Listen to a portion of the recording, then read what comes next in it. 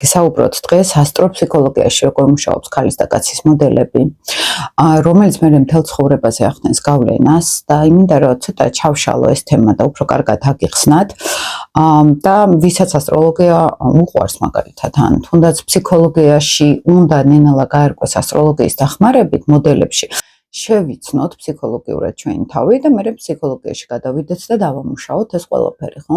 ანუ ფაქტიურად ასტროლოგიაში შეგვიძლია ძალიან სწრაფი დიაგნოსტიკა, პროფესიულად გავიგოთ, ვიდრე ვთქვათ, უბრალოდ თერაპიაში რომ მივდივართ. ხო, გვაინტერესებს ვინ ვართ ჩვენ შინაგანად. მათთვის ძალიან საინტერესო არის ასტროფსიქოლოგია, რომელიც გაცილებით უფრო ღრმად ხედავს ადამიანს, ვიდრე ჩვენ შეგვიძლია გავიდეთ და ამის 10 წლიანი ამ ორივე სამყაროსთან ურთიერთობის გამოცდილება მაქვს და მუდმივად ადამიანებთან კონსულტაციისას უფრო ფსიქოლოგიურად მუშაობთ ჩვენ ასპექტებზე.